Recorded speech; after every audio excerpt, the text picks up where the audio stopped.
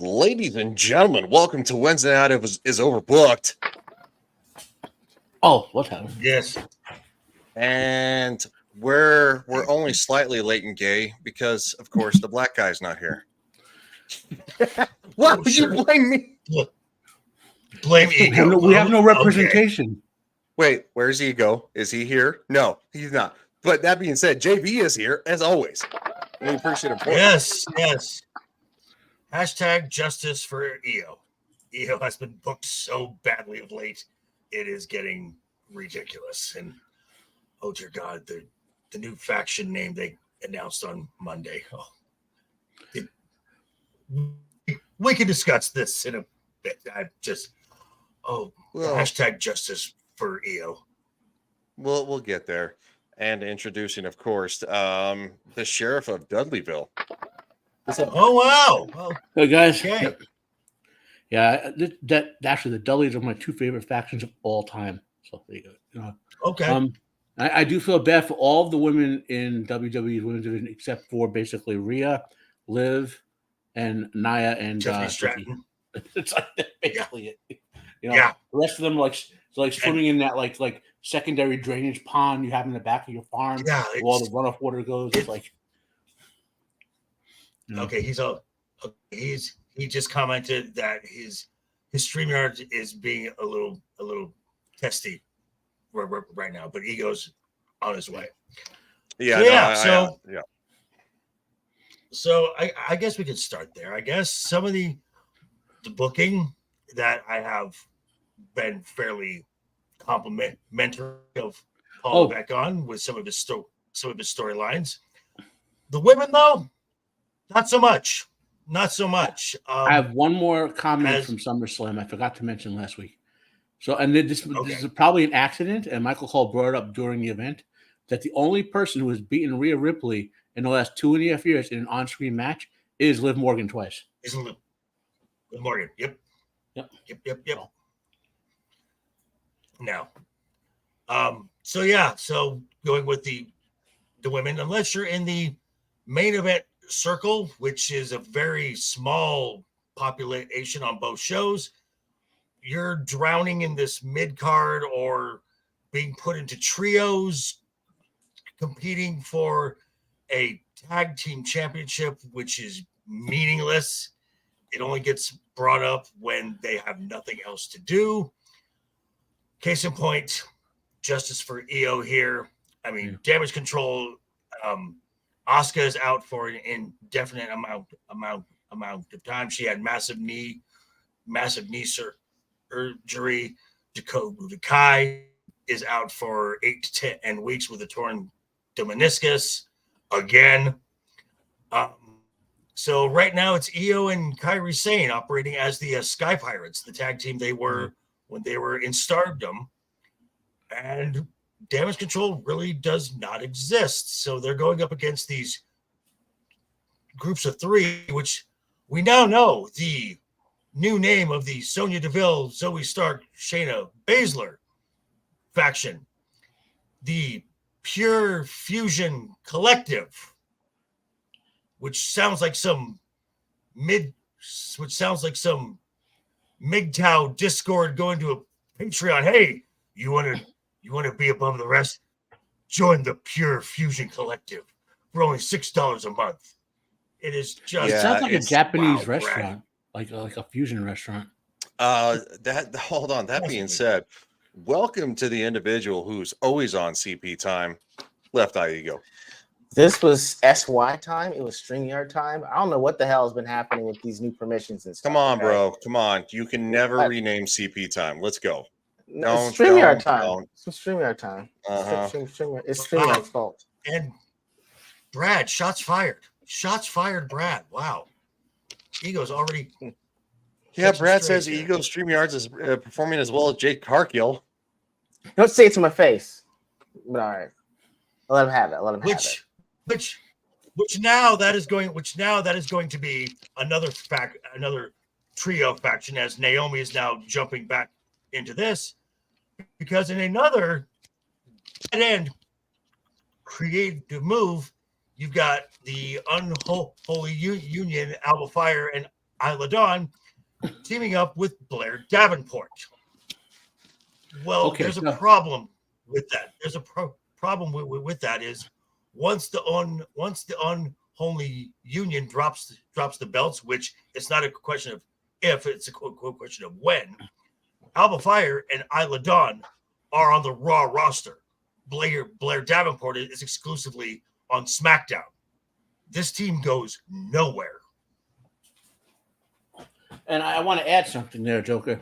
So the only reason you use trios or more in factions, it comes out of Lucha Libre. It's a purpose of setting up a lot of spots in a match. WWE Right. women, the only women who really could do that, as we learned from women, Money in the Bank, Zoe Starks, Io Sky, Kairi Sane, the only ones who really could do that with the ones who are there now. We have to see if Tiffy can do the athletic stuff in the air like that. We don't know yet, but she's athletic enough to do it. And Chelsea Green is willing to try it, but that's what trios are for. So you can have 4 people down there when they jump off the top turnbuckle and do a triple flip onto the floor or whatever and not die.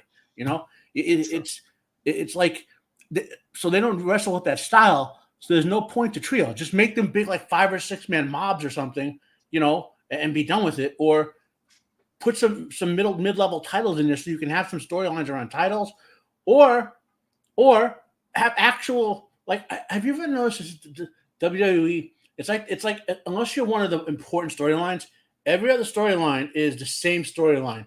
You betrayed me. I'm going to fight you for 2 weeks. You betrayed me. I'm going to fight you for 2 weeks. I'm just saying it didn't used to be like that. There was a lot more creative from. No, there wasn't. Yes, there was. Come on now. It was the same. I mean, it was the same. Even from like I'd say like the late 2000s. I think it was more creative. I feel like there was more rivalry. Well, yeah, there was more like legitimate getting in someone's face and challenging them. There was more like the last couple of years of WWE mid and bottom tier storylines have just been cycling the same sort of simple plot lines over and over again. And like no one, like for instance, I like Bronson Reed's storyline. He's going out there in the storyline and saying, "I'm going to crush people and you give me something," So right, that's a different storyline. Maybe have Shayna Baszler, who legitimately looks like she could murder you, and has an MMA legit background, go out there and just start putting people in the kayfabe hospital for a few weeks. You know what I mean? Something to say. That's when she first broke on the scene. That's how she was booked. Unfortunately for her promos are not good, and she, let's be honest, is not easy on the eyes. Well, that's why you give her the sort of like monster setup. You know what I mean? She doesn't need to talk. Right. She needs to hurt people. She could be part B of the faction, as it were. Okay. Well, let me just kind of put this a little bit into perspective. And yes, this is going to come off very sexist, and I don't care. Women have never been that good at promos. Guys just do it better. I'm sorry they do. John Cena, The Rock, Stone Cold Steve Austin, Triple H. Stephanie McMahon was probably one of the better ones, and the only reason that you love to hate her is because you love to hate her. She screeched when she talked. I'm not looking for a lot of promos from the women. But I do like the fact that yes, the women are more athletic.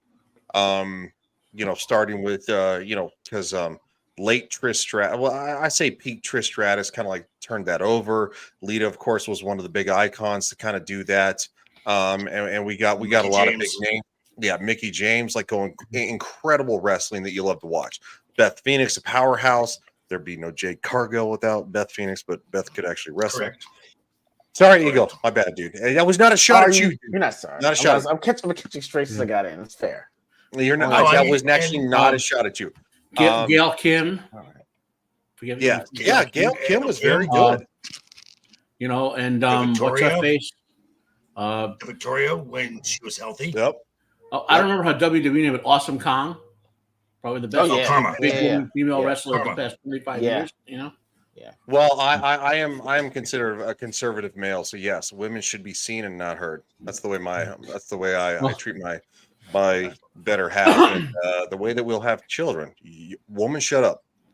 I think most male wrestlers shouldn't be hurt either because they all horrible. It's like, oh my god. Look, yeah, no, I agree with Matt.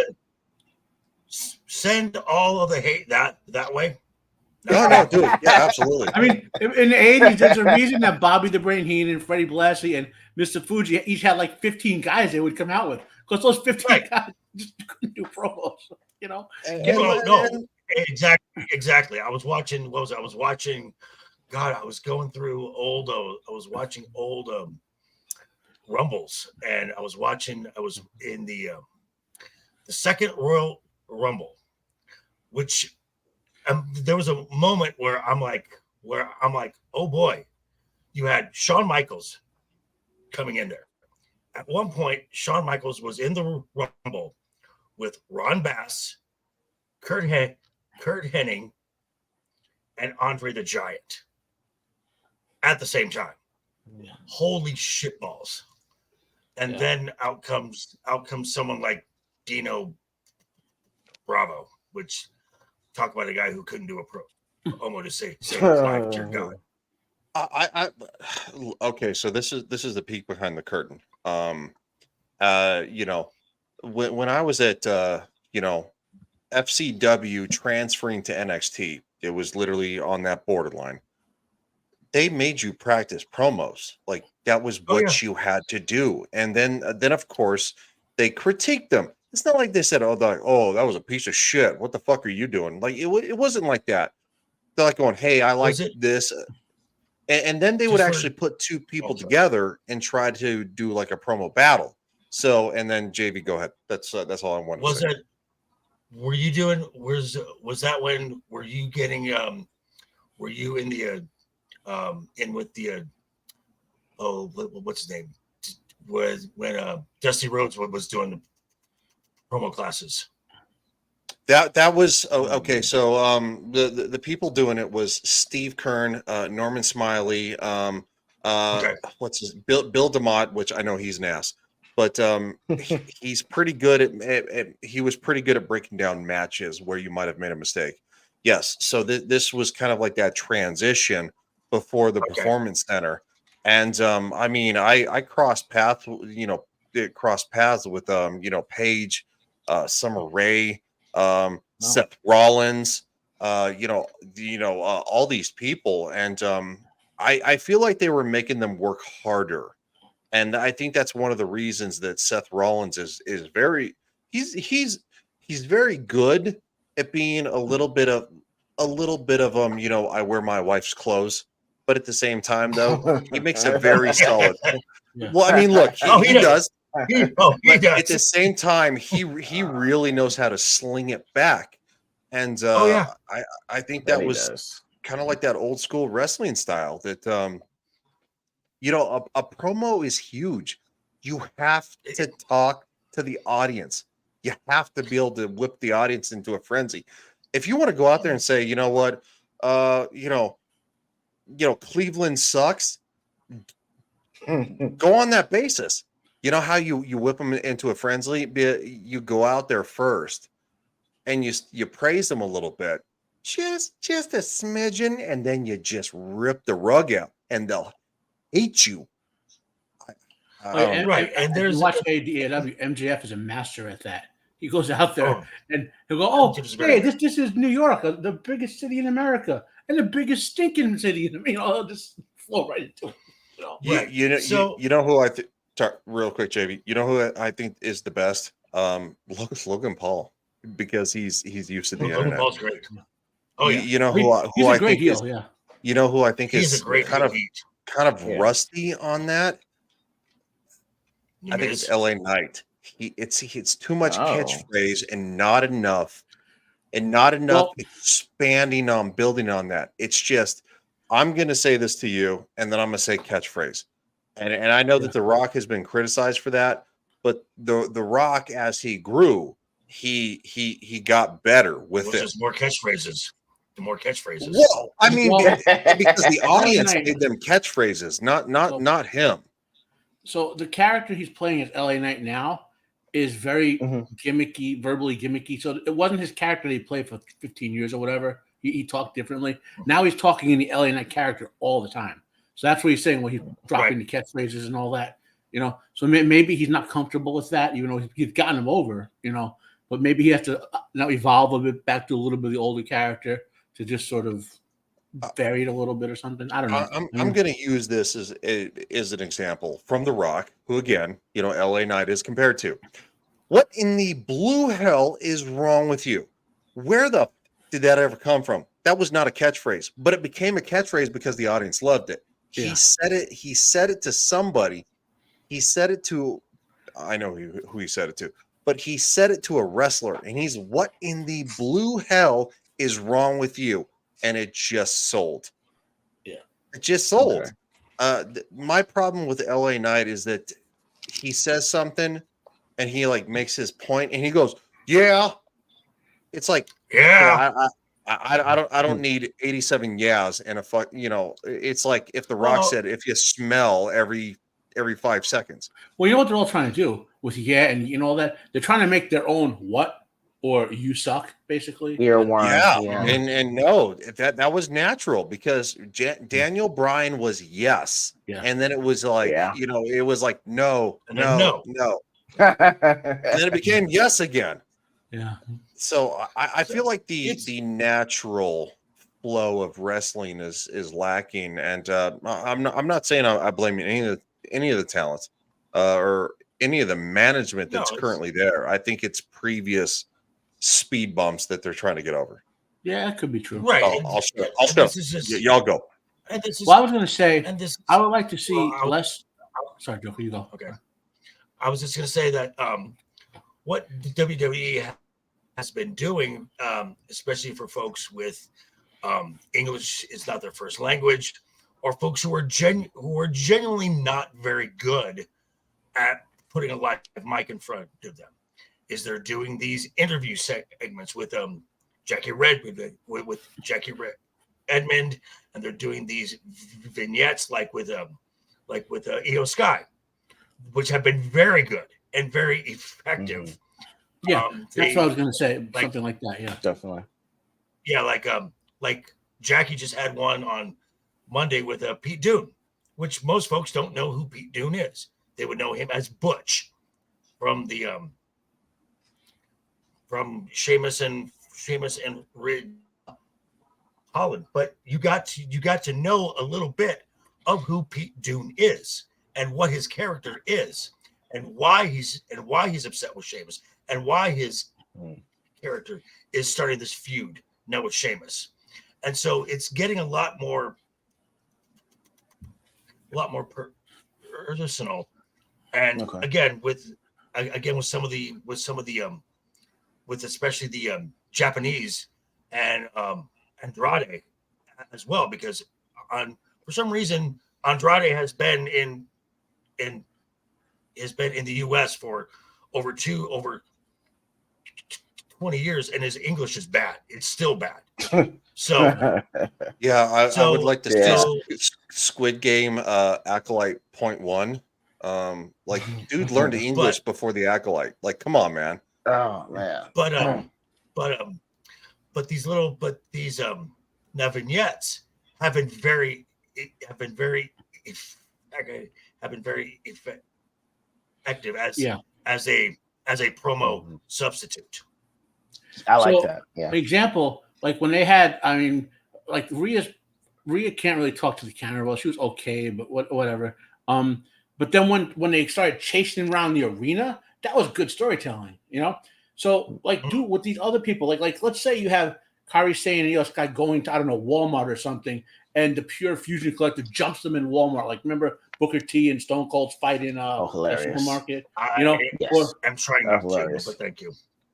But anything like that, dude, that is considered some of the best television ever. Yeah. Just saying, or wrestling history. Remember wrestling television? Not Randy Orton was busting into television. People's houses. Remember that? And he just kicked the door and start wrecking their house. And him and Triple H had that sledgehammer fight in Triple H's house one time. Or Randy Orton's house. When the Undertaker would kidnap people and they take him to like a real graveyard and stuff like that, or Yep. Mankind would lock people in the boiler room, like he's gonna throw them in the boiler. You know, like Right. have more of those. The ones who can't talk to the crowd, have them do more of those stage and show it on the Titantron in front of the camera. They Yeah, spend enough on the Titantrons. It's like bigger than ever now. You know, it's I like it. you know, and that would go Yeah, a long way towards solving some of the sort of like and dead time promos, as I call them. and I also I like that. You know, and I know we always say that, you know, promos need work. And again, yes, it is true. It is probably the weakest part of everyone's game. That's because these are not professional actors. These are Right. these are primarily athletes. Now are have some athletic athletes? Sure, I would say like Liv. Liv is a much better actor than she is an athlete. That's just my take on that. Yeah, No, nothing no, wrong with that. There's nothing wrong with that. You know, see, that's why when they did that chasing through the crowd, and that was much better storytelling for her because she didn't have to do that excessive speechifying, so to speak, that she's just not great at. You know, because it's dramatic. So, fuck. All right, we're gonna do a peek behind the curtain again. So when I went to NXT, when I went there, they were doing this diversity shift, and yes, I'm calling it that. They didn't want just the big guys anymore. They wanted people who could maybe be from another country or speak another language, or and it's like, or you know, be a little more realistic, like you know, UFC is. Professional wrestling is none of those things ever. It's just somebody who can walk out there and entertain the crowd to the best of their ability, and the crowd will love them for that. The crowd doesn't see skin color. They don't see the language you speak. If you're walking out in the damn ring and you're going and you need subtitles, your shit sucks. You suck. Well, Nobody wants to hear you. I'm sorry. And yes, that was pretty racist the way I portrayed it. was. But Again, all the again. Well, I'll give you. I like when Yusef would make. Hold on. Legion Talk 2076 at gmail.com. Send me all the hate. No, I'm making a joke. They went for, because I think Vince caught this ration of crap for a long time for picking big guys who could do a thing, and it's like, I don't want to tell you this, but it just works. Kind of like a woman with XY chromosomes beating the shit out of women in the Olympics in boxing. It just works because people want to see. But the thing is, though, is that the promos were better then, and the athleticism was better then. I don't think this new crowd is. No, they're not. They're not better. Way more they're athletic. They're way more athletic. Dude, they're sloppy. Athletic. They're way There's a lot more of athletic. I don't know if these are just leftover Vince hirings or whatever. Could you know, there's still a few. Yeah, so maybe he has to purge a few out of there, and also, but just to sort of not push back Ryan, but say there are different, I guess you would say, wrestling styles, like, you know, Japanese strong style. There's always been different wrestling styles. Look at the Hardy Boys. Look at the Boys. So look at Tajiri. Look at Kai and Tai. Look at Kane and the Undertaker. Steve Austin. I just, they don't know how to work a crowd, and it shows. And it's rough. It's really rough. No, I disagree. Go on. My point I want to make, though, is a bunch of talent, like we're talking about, like Io Sky, for example. They're not wrestling matches that will be of the style they'd be better at. You know, they're doing the more standard WWE kind of dumbed down matches. Yeah, I don't want to say dumbed down. That's wrong, because I do like that. I do like American wrestling too. I like all the different styles. Yes. I want to see all different styles. You know. So, I would say it's more like, you ever see Jet Li movies in Hong Kong and then see Jet Li movies in America, like during the 90s? Yeah. You know what I'm talking about? Yeah. It's like Yes. that. I get to what you're saying. It's like Yeah. it's like that. It's slowed down. And it's like if you're not comfortable having to do a slowed down version of something you're already good at, I don't know if your promos or your vignettes are going to be any better. Yeah. So I can see I do like the vignettes better because I know some people can work better in front of the camera as opposed to playing towards a live audience. And like what Ryan said, like these wrestlers are not UFC fighters who have to talk a fight up to get people excited about something. So they're used to rousing up a crowd. So you got ex-athletes or people that are influencers that want to get into wrestling, or someone that may not be athletic enough to make the thing that they want to be in, which may be football, basketball, whatever, and they're finding themselves in this. So I mean, it takes a lot of work to be able to work a crowd, but that's why the ones that can are so good at it, because they know what they're doing. But who can actually work a crowd? What's I'm asking out? Who do you consider can working crowd out now right now? Then there's really not one. There is nobody right now who can literally whip a crowd the way it was 10 years ago. Drew McIntyre. No. Seth Rollins, CM Punk. No. The last two I agree with those, man. Like go ahead. The best guy right now in WWE is Heyman. He is the best crowd working guy they got. Punk is really good, but I think it's more the audience knows he's an asshole in real life, so they just go with it, type of thing. His shtick is stale because that's what I'm kind of getting at. The same shtick every single time. Okay, and it's and the Rock has been the same, and the Rock has been. Well, we don't exactly for 30 years, dude. Let's just focus on the guys who are here now, right? Thank you, JV. CM Punk's there now. That's what I'm saying. Right, we're talking about Punk. Yeah. Okay, well then look, JV. I'm speaking to the group, guys, not to anyone individual. You and I will never agree, but can we stick to the actual talent on the roster? Current roster. Tell me where they can. He said 3. He said 3 on the roster, current roster right now, though. He said 3. Yes, but they can't carry a promo. In your opinion, they can't, but yes, they can. In the audience's opinion, because it's stale. Do you see how? I know exactly. I actually watch the product every day, day in, day out. I watch this a lot more than you do, sir. I watch. I take notes. I do this. All right, Professor. I don't want to fight with you. Professor, go ahead. You tell us how wrestling is and why it's so great right now. I talked about this. I talked about this the other day. The best thing about what we have now is the storytelling, because the storytelling has continuity. Past matters. Past events matter. Some of it does. And this is the top level storytelling, Joker. The top level storytelling. And this is a nice little segue going into Bash in Berlin. We have 3 matches confirmed on. This is a B tier show, so it may just be a 5-match card. We got 3 matches confirmed. Well, 4th pretty much confirmed as it is. So right now we have 2 top price. One thing, real fast. Sure. All the former pay-per-views, from like 20 years ago, they were all top tier. There was no B tier, there was no C tier, it was all A tier. Sure, there was. No, there was B tier shows. What's B? I'll have to ask what that is later. Okay, go ahead. It means it sucks. Okay. No, it doesn't. Well, wait a minute. That was a joke. Sorry, there's a joke. 20 years ago was 2004, the Vince Jelly Bowl era. So there were some bad pay-per-views out there. There's a lot of bad pay-per-views. Like for people who think that Jamie and I don't fight, I mean, I fight all the time. It's fine. Yeah. Friends fight. Jamie, so Ego, let me explain this.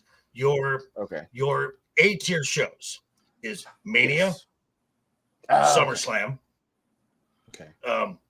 Survivor Series is considered an A tier show. Okay. Rumble. Rumble. Okay. The Rumble and the Money in the Bank, as far as its importance. Important. Okay. These are your top 5 shows. Now, even Okay. now, aside from Mania and SummerSlam, the other shows are about a five match card because you've got the multi-man, because you got the multi-person matches in there. So just for time's sake, they're going to be about a five match card.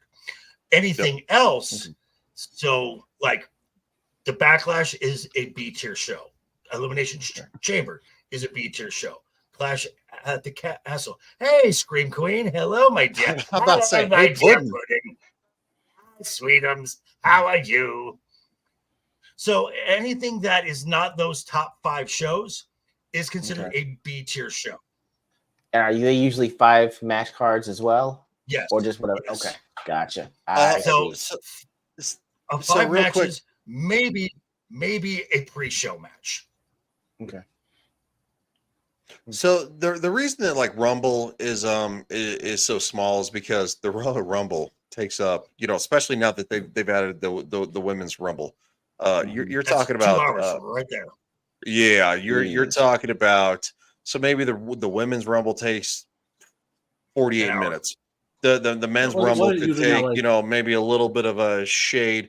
It's gonna ping pong. The actual Royal Rumble before, which I actually like the women's Rumble, to be honest. Beforehand used to take like an hour and 5 minutes, hour and 10, hour and 20. I mean, it was an event. So that's what he's talking about there. So Survivor Series is, of course, classic off the winner take all of WWF versus WCW and ECW.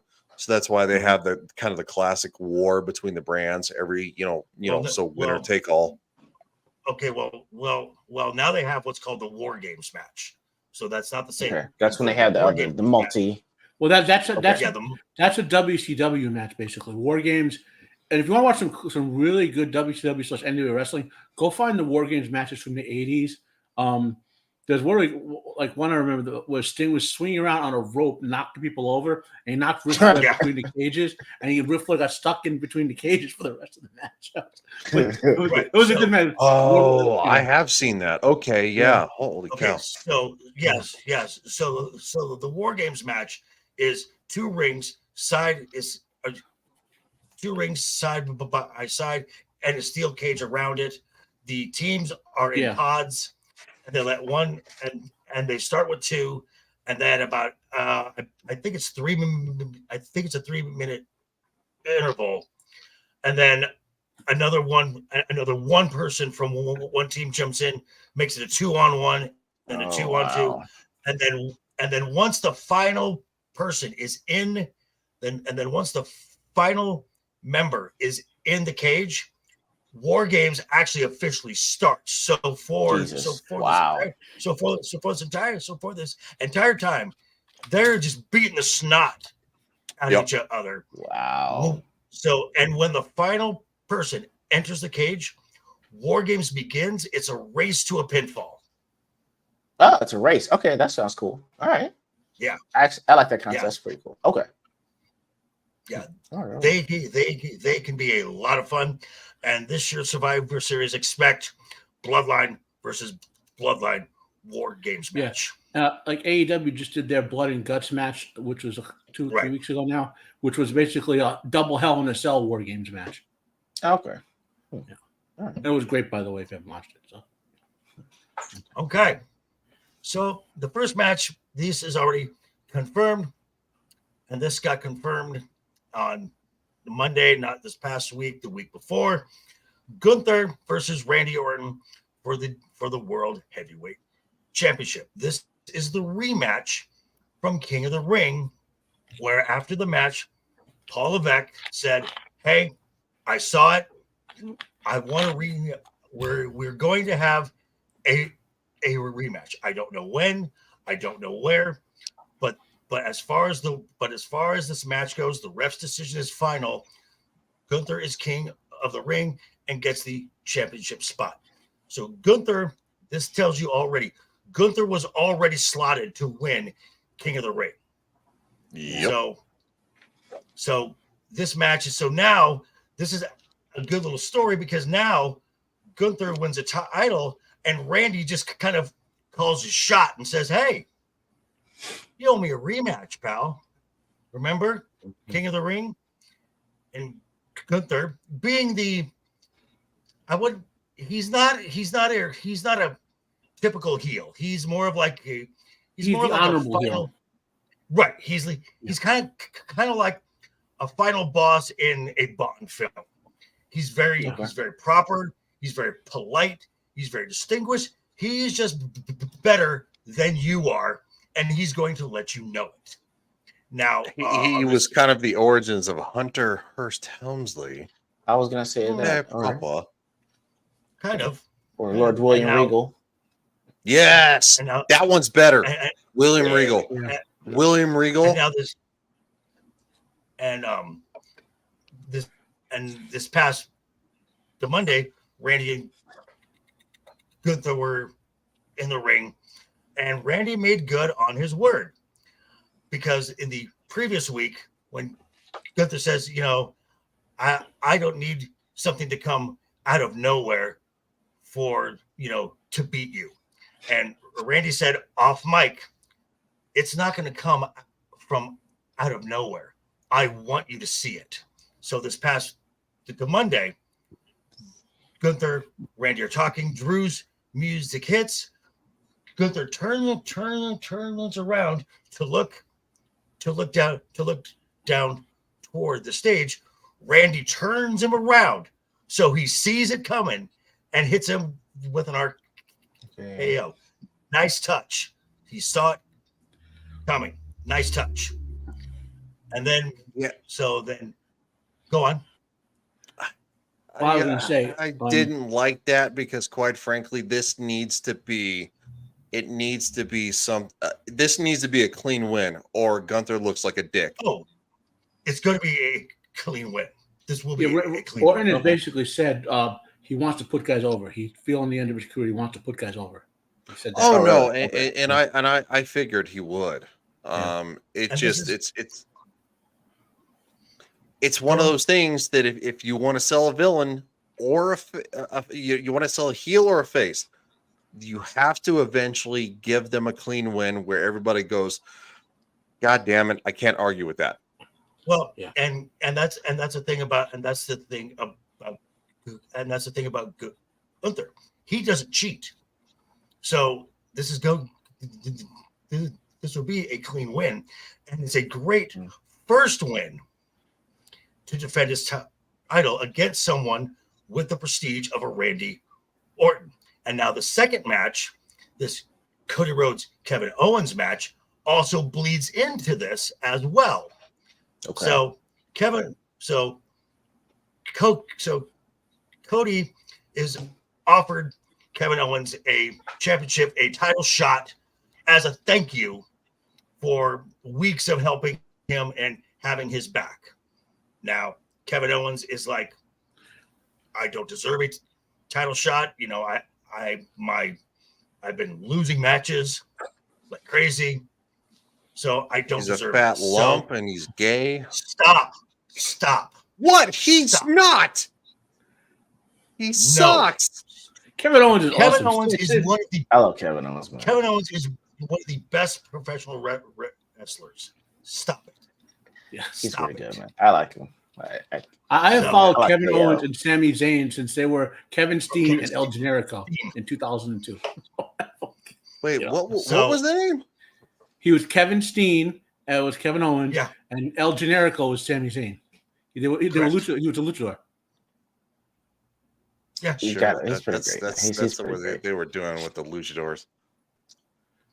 Oh, and they got over big. I mean, they were like, but that's why their bodies took a pounding, especially Sammy. Well, and by the way, these two matches do something really nice. Okay, because we all expect Orton and Kevin Owens to basically backstab someone at some point. This lets them delay that to a more storytelling point in time. Right. So this is this is how these two matches bleed into each other. Randy Orton is going to lose. Yes. Kevin Owens is going to lose. Okay. Right. So now, once Randy loses, he goes back to SmackDown because he's going to be either going, oh, you offer Kevin Owens a match and not me after all the history we have. Heel turn Randy. Yeah, that sounds right. So then Kevin Owens continues to be a jobber? No, he's a jobber. Yes, he is. He's not a jobber. Okay, he is a top guy. Hold on. Before this match right here, when was his last big match? Last big match? He's been in tag team matches basically for the past. When was his when was his last big match where he was actually on the card, made a big difference, everybody cared? When was that match? Probably last year. 39, night one. So he's a jobber. That's what a jobber is, guys. It's just a delay. Akira Tozawa is a jobber. Do you know that people called Stone Cold Steve Austin the Rock jobbers for putting others over, right? And towards the end of their height, they're like going, oh, the Rock job to the Brock Lesnar, or Stone Cold job to whatever. Like, that's like a jobber has no match. That's what a jobber is. You can be a fan favorite. You can get cheers from the rafters, but if you don't have a big match, if you don't go for the title, you don't go for anything. He's going for the title right now, though. He is now. I said before this, dude. I mean, wasn't he won like the last PLE like last month? Even though it was a tag team, like that's still a pretty big match, though, right? Owens has been involved in this feud with the Bloodline for No. He made a run-in when Roman Reigns came back. So he jobbed to Roman Reigns. And Cody Rhodes. I'm telling you how this works from behind the scenes. Kevin Owens is a jobber. He gets big cheers in the house shows where there's no television, there are no cameras. He gets big cheers it's all fan. He gets big cheers now as well. Sure. I mean, the reality is there's only 4 titles, and they're putting them on younger guys for the most part. And correct. You know what Kevin Owens needs to actually resurge his actual character is to actually become a heel and stab Cody Rhodes in the back after he shakes his hand. No, you're putting it on Randy. Randy doesn't need that. Randy's been the Viper for fucking decades. Yeah, but Randy's storyline needs to be heel so he can put guys over, because you do that better as a heel than as a face. Right? Randy Orton is going to be retiring probably within the next 3 months. Randy Orton is going to have another title run in 2020. Wait a minute. He just signed a 5-year contract. No. Correct. Yes, he did. Randy Orton. He just signed a 5-year contract. Yeah, it means you can literally show up when you want. They'll probably that's what being a legend is. But it's not a legend contract. They'll probably bring him in for feuds over the next couple of years, and they'll let him take time off to heal. The same way they did with The Undertaker the past 5 years of his career. He'll come in for a feud and then go away for 3 or 4 months. Randy is not considered a legend, so he doesn't have a legend contract? A legend contract is a post-retirement contract for WWE. It's a specific thing. Correct. Okay, well, Matt, have you seen the contract? It's posted online that he signed the contract. Okay, well then bring the contract up. Where the fuck did Ego go? What did he do? I didn't bounce Ego. Oh. Yeah, StreamYard is being a dick. I know that because I have both like your stream and Joker's open, and they're not perfectly timed. Okay, guys, this is not a dick thing, but the fact that I kind of feel like y'all fucking hate me for understanding behind the scenes. Why? No, y'all do come at me because Kevin Owens is jobbing right now. Dude, okay, he may be jobbing.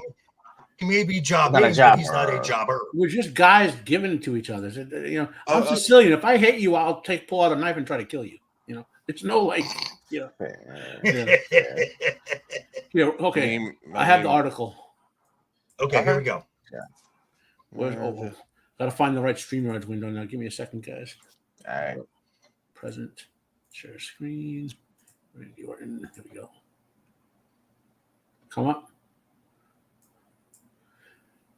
5 year. Wow.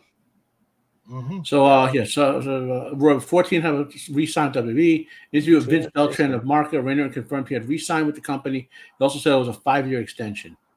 I don't think I'm going to be in a hurry. I'm going to keep doing this for a lot longer, he said. I just find a 5-year contract extension. I don't have to rush. I have all the time in the world. So I think what he's going to do is he's going to do like the Undertaker did, where he'll come in, do a feud for a few months. You know what I mean? Oh. And then when his body's aching, he'll take a few months off, and then come. That's how this 5 years will go for him.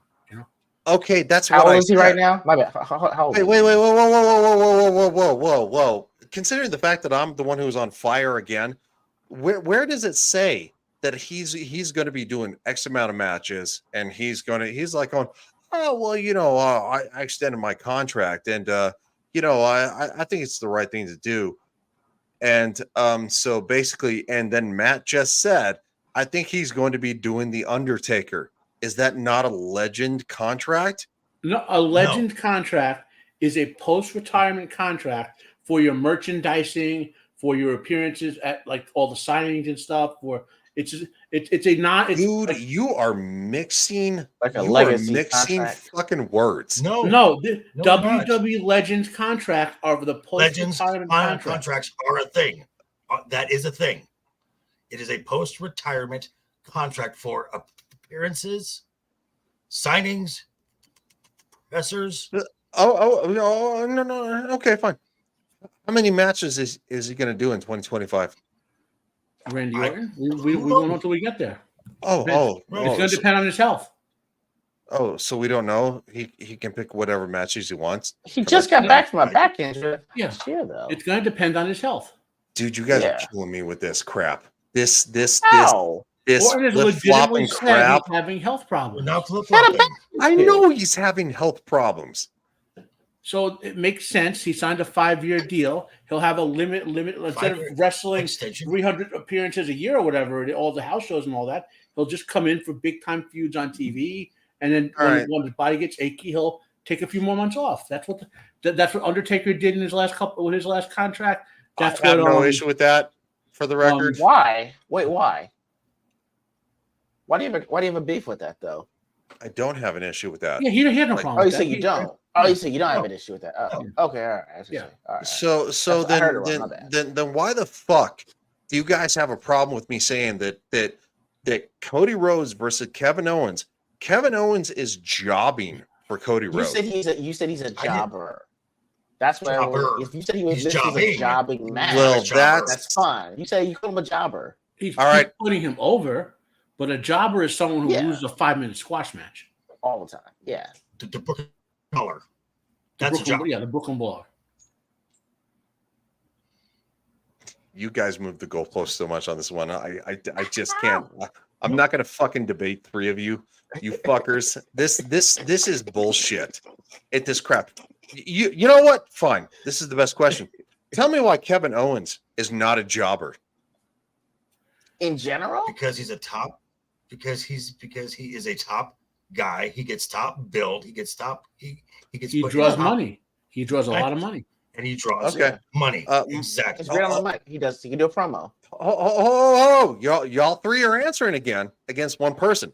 So explain to me, Ego, why Kevin Owens is not a jobber prior to this match.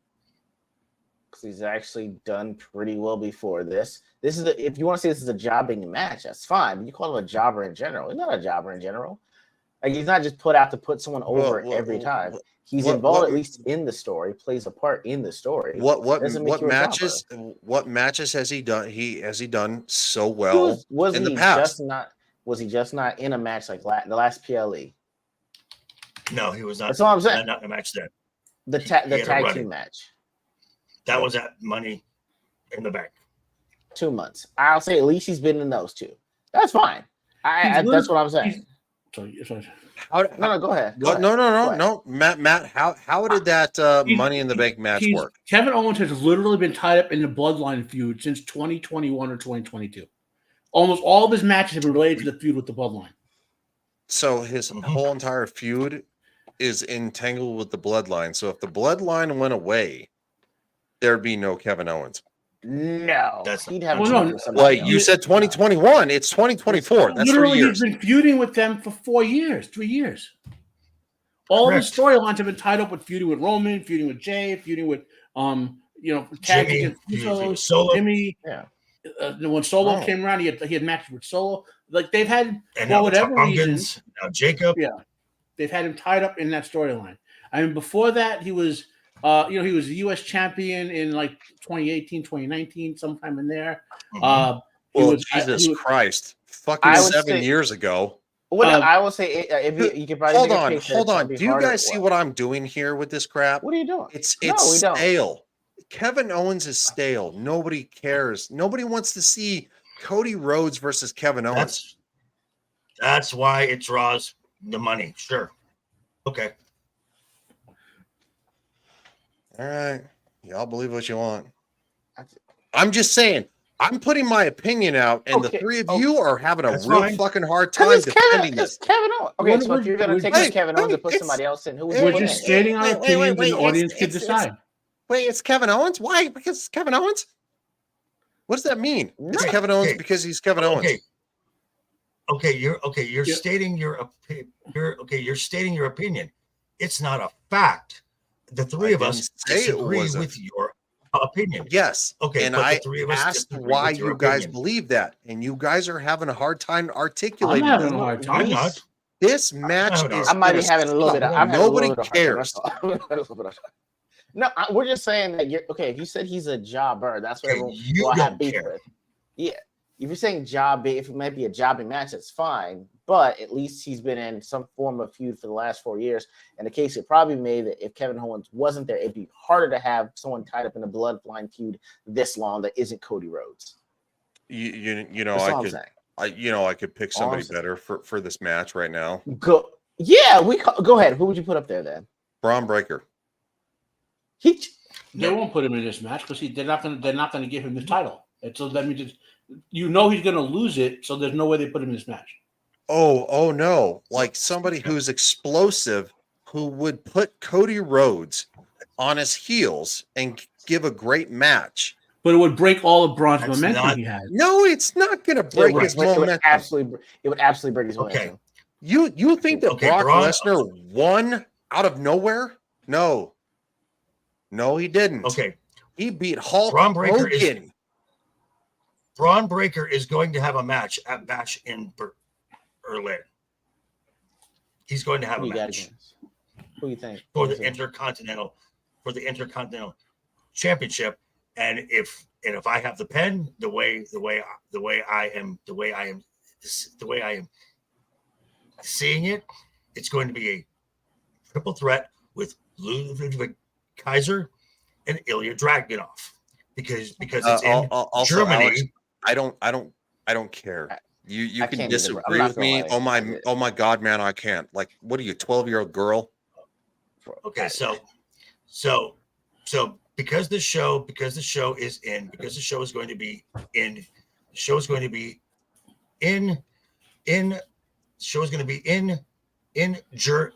Germany, you're going to put your talent from that region or German adjacent in the show. Mm-hmm. Gunther makes sense. A champion, and he's Austrian. Ludwig Kaiser is German. Ilya Dragunov is Russian-born, German-raised. So in a five match card, you need to find a place for those two guys. A triple threat Intercontinental Championship match against Braun Breaker, where Ludwig takes the pin. That sounds good. I'm all right with that. Yeah, they want Braun on a winning streak for quite a while, not to bust up his momentum. And when he eventually does lose, it's got to be like a monster versus monster type match. Who's the other monster? That's the problem right I'm about to now. ask that. Yeah, I mean, who the monster is. Well, It's not just the problem right now. It's the biggest problem. They have a talent problem. They have a storytelling problem. No, they don't. No, they don't. No, they do not. No, they do not, sir. And yet we sit here and discuss why these matches are not working. Well, we said these. No, you said some of these are you say pre-booked they're and not out. Right. Okay, so Jobbing. Okay, we said No. jobbing. You said jobber. That's Right. We're, hard. You used the hard R on that one. Okay, and we were just we didn't like that. That's all. Okay. I'm gonna Okay. say jobber and jobber and jobber and jobber and jobber. Kind of like fucking retard. Like what, guys? Okay, I'm here. Next match. Damian Priest and Rhea Ripley versus Dominic Mysterio and Liv Morgan in a mixed tag match. As the world turns, according to Monday Night Raw. I hate this match already. Matt does not, I don't want to see it. I know Matt does not like a mixed tag match. I'm fine with it because this is going to have Finn is going to interfere, which will give the win to Dominic and Liv, and this will set up Damian versus Demon Finn Balor at Bad Blood. That will be good. And the reason I don't like mixed tag matches is because in WWE the women can't fight the men. So I mean every time a woman comes in the ring, a man comes in the ring, they're going to switch, and Well, okay, I guarantee Rhea will get her hands on Dom and hit him with a spot. That's a spot. I mean, like if you go watch, like you want to see some really great, like what they do with trios in for example, is they'll have 2 men and a woman, so the man can help the woman do some nice spots. So that imagine if they were allowing intergender matches.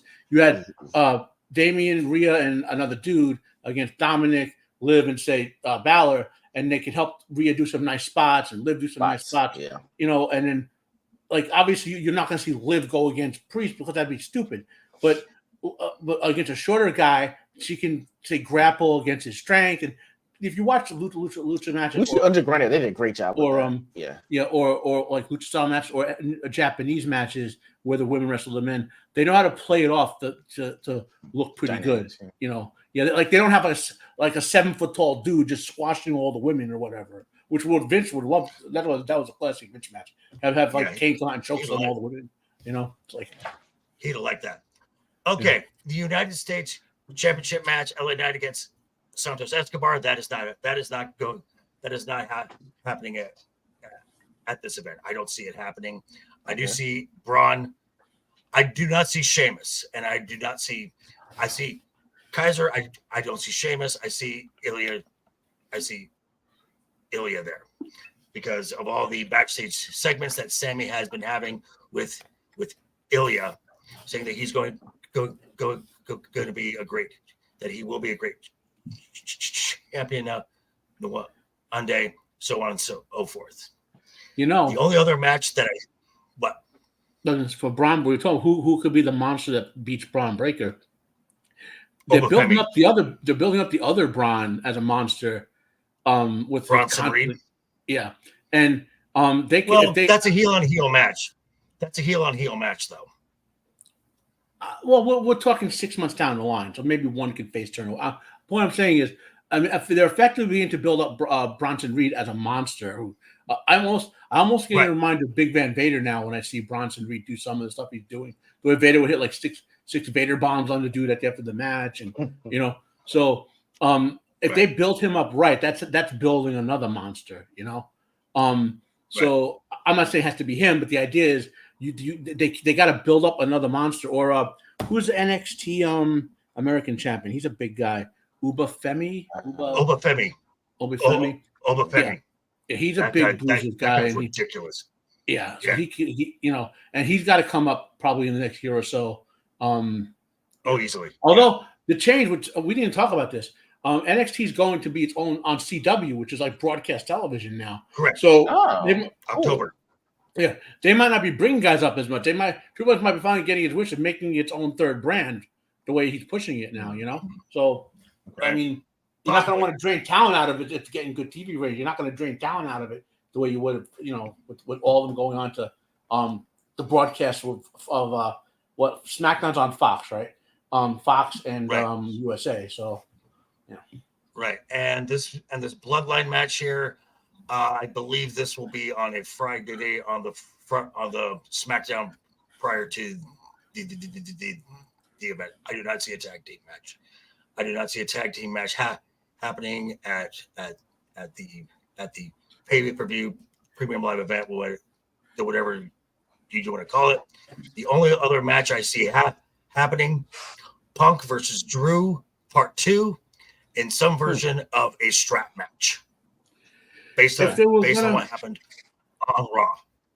If they were gonna do a match involving like one of the bloodline dudes, this could be a point to get a good match for Jacob Fatu to look strong against someone.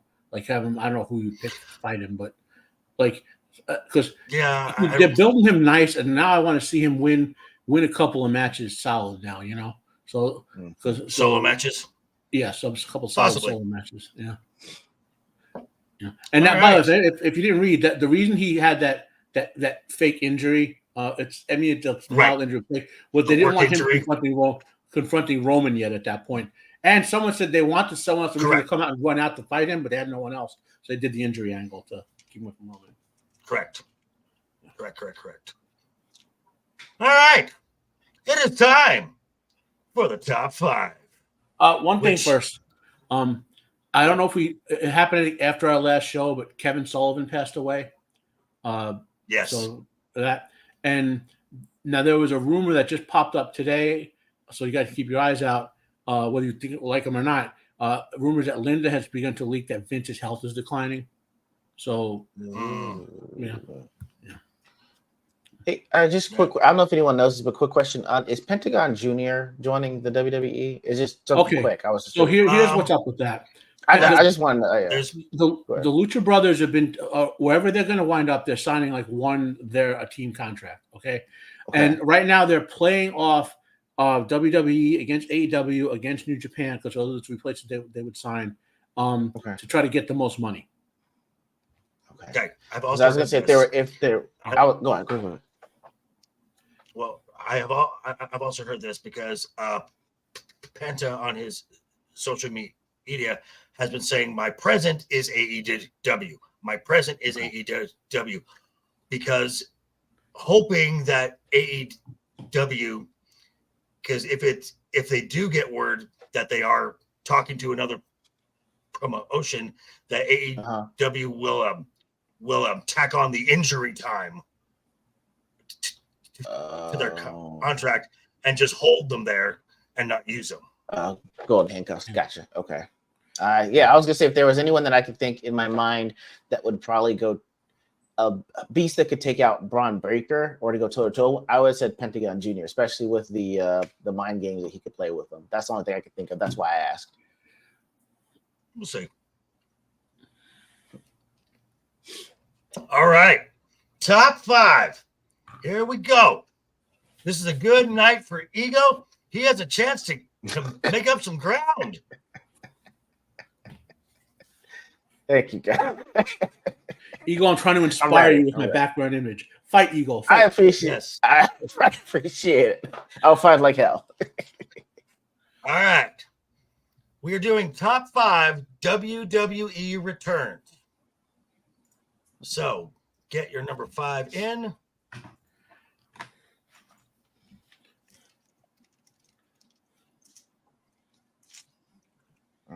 Okay, Ryan, you ready? Hmm.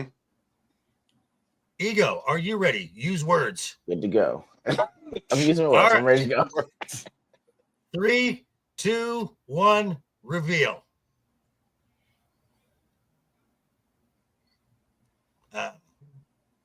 Legion Wire, Legion Teaches History, Legion. Dude, up. Oh, he's under, above, reverse. Yeah. Oh, okay. Undertaker 2000 American Badass. Oh, okay. You know what? Ego, that almost made my top 5. So let's start with you first, sir. Okay, so I think WrestleMania 33 was one of the first WrestleManias that I'd seen in almost 15 years. I know it's because hang out at my buddy's place in Philly, and I knew that at that point, I don't know if they were saying the Hardy Boys were in Ring of Honor at that point, but I do know that Matt Hardy had the whole delete thing going on, and it was something of a freedom that he never got in WWE. To see them run out in a tag team title match, completely unannounced, to go there and actually win the titles, and then for Matt Hardy to just stand up and openly do his delete line, which I thought would have been a previous no-no, that you're taking something from a previous promo into WWE, was astounding. I was so glad that, to me, like, hey, tag team is back. It's actually a priority. They went ahead and got these guys from Ring of Honor to come to WWE and win the championship on the biggest stage. The Super Bowl of wrestling has to be like the top 5 for me, best return that I've seen in WWE. Yes, and I remember that because the New Day was the host. It was a triple threat for the tag team championship, and they said this is now a fatal 4-way. But who's going to be the 4th team? And they take like 3 steps, and then the Hardys music hits. Yes, huge pop. It was great. All right, Ryan, Undertaker, 2000, the American Badass.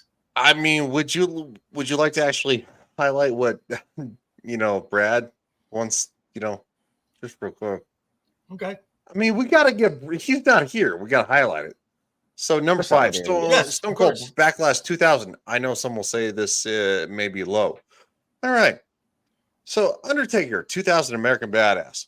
Again, the Undertaker, one of the most iconic wrestlers in history. It's almost kind of like there's a wrestler right now they say is the bisexual Undertaker because he sucks. Yes, I'm going with vitriol tonight, guys. Breathe in the hate. I can tell. So, that being said, Undertaker 2000 American Badass. He came out, he was rebranded. The Undertaker went away for a while. He was the phenom. He was the dead man. He did unspeakable things. He put Stephanie McMahon on a crucifix, and Stone Cold Steve Austin had to save her. With that being said, being opposite of Stone Cold Steve Austin and The Rock, both, is literally something that shaped wrestling forever. Forever. There would be no Hardy Boys. There'd be no Cody Rhodes. There'd be none of them without The Undertaker doing what he did. Ever. Okay. WrestleMania 38. The return of Cody Rhodes. This has been rumored that he was going to be Seth Rollins' surprise opponent. Now, when he came out, you got something that would have never happened with Vince McMahon. Now, Vince was still in charge, but Paul Levesque had a very strong hand on the wheel as far as creative went, because he not only brought back someone who went to the competition, he brought back someone who founded the competition. Not only that, let him keep his logo, his theme song, his ring gear, everything from AEW that you see now for Cody Rhodes is what was brought. So this was a kind of a power shift. Oh boy, I'm losing folks here. We're spinning. Okay, we're all back. So this was kind of a power shift where the regimes are starting to change and we're going in a different direction. Again, this is something Vince would have never done. If Cody ever came back, he would have been brought back as Stardust or something to simply embarrass Cody. Yeah. Odie. So very important return. Cody Rhodes, WrestleMania 38. Matt, you're up. Okay. Well, he got the 3-pointer with the American Badass. That was. I have something to add on to that, but I won't add it until if it's on Eagle's list or not. So I don't want to help him or anything, or because Joker said it's not. So so that's a 2-pointer. 2-pointers Joker. You made a lot of good points with that. And then 1-pointer is the parties. Okay. All right. Take it. All right. All righty. Your number 4 pick. I'm still backwards, so bear with me. It's easier to type in the computer than that one. So I'm ready. Okay. No rules. Okay, give me 1 second. Get my Got the Hacksaw Jim Duggan impression going on there. Hey. All right. Brian's ready. Ego, you ready? Ready? Yeah, I'm ready to go. Using words. Ready already. Okay. And reveal. In 2002. Roman Reigns. Okay. I'll start. Extreme Rules 2022. The last match was Matt Riddle. He's standing up on the stage with I believe Dan Cormier. Oh, and Brad has got his. He agrees with you. Ego there. Okay. So the show is ending. We got the logo starting in the bottom right corner, which is usually the signal that the show is about to go off the air. All of a sudden, the lights just drop, and we start to see the flashlights, some flash popping up, and then you hear, "He's got the whole world." All the flashlights now are coming out. We got the fireflies. Crowd is building. They're getting excited. Crowd settles a little bit, and then we see someone dressed up as Huskus the Pig. Applause. Ramblin' Rabbit. Applause. Mercy the Buzzard. Applause. Abby the Witch. Applause. The Fiend. Massive applause. And then you see the door. Crowd's getting quiet again. Door opens. Out comes the out comes the lantern. And we see the first Uncle Howdy mask. Pulls off the mask, and it's Bray Wyatt. And the crowd just loses their mind because a year earlier, Vince McMahon fired Bray Wyatt. And Paul Levesque brought back. And just the reaction for such a loved character like Bray, amazing. All right, Left Eye, Roman Reigns. Yes, I'm going this recent return, not the one where he beat leukemia.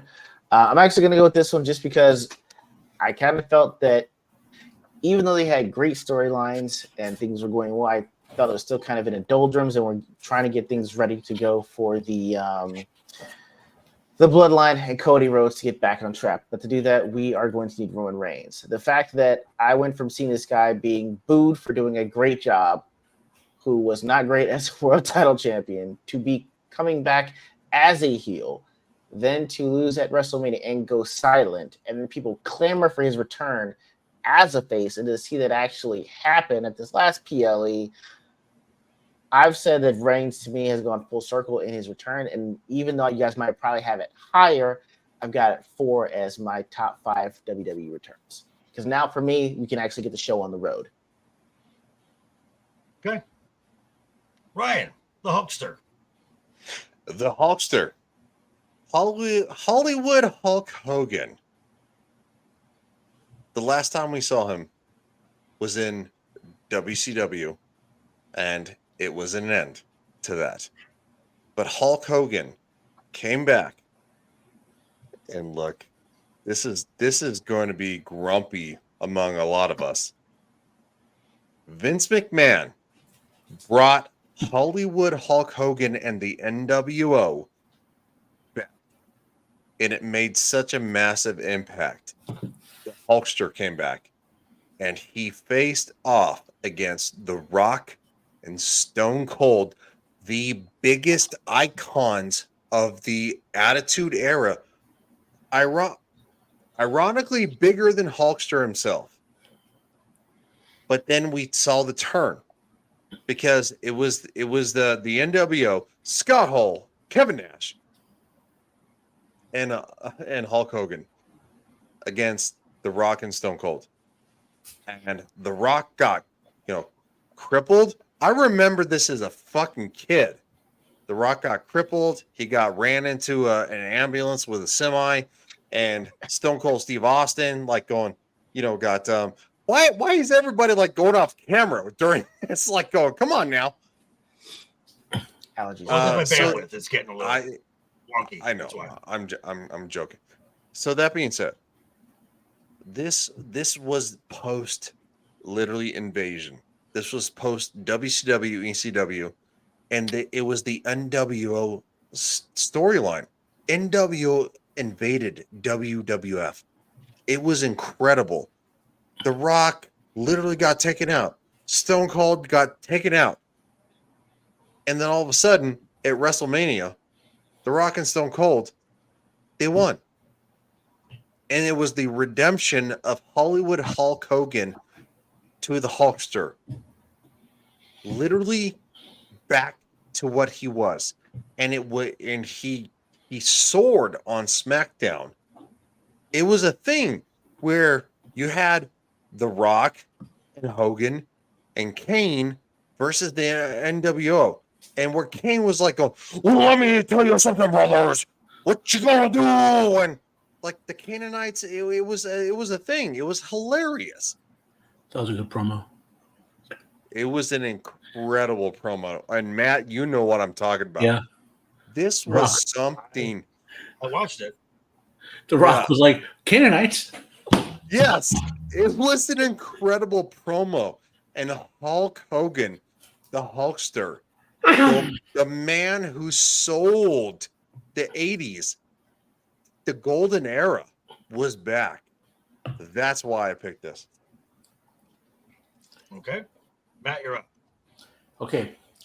Now, Joker gets 3 here because he mentioned right at the end Triple H, and this was the beginning of Triple H planting the seeds of the Triple H era when, blatant defiance of Vince McMahon's will of getting rid of Bray Wyatt, he brings him back. So that's a good, right at the end there, you notched that 3-pointer with that little point at the end. Right? Now, the 2-pointer is the whole Hogan return because you're right. It's very symbolic. It was Hogan coming back to finish his story, like Cody finished his story. That was Hogan, as you say, finishing his story by coming back to the WWE, bringing back the sort of, as you say, how would you put it?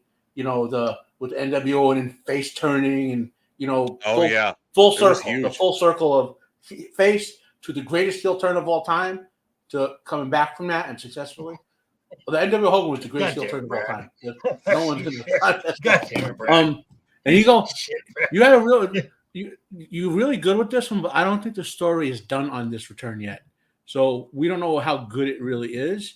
They have to land this return you brought up. It's like the plane approaching the runway, right? That's where you're calling it in with this Roman Reigns return now, and they gotta land it and then make gold on the plane. You know what I mean? Like we're gonna see it unfold now. So yeah, more good choices, guys. Yeah. All right. Moving Next. on up. Hold on, I have to addendum. Canaanites. Who said Can? I did. I can't. Okay, that's not. I watched. There's 3 or 4 promos I watch every year, and that's one. No, Brad. Sorry, Matt. Sorry, my bad. No, Matt. I know. Yeah. 20,000 Hulkamaniacs, 20,000 Canaanites, and The Rock's going.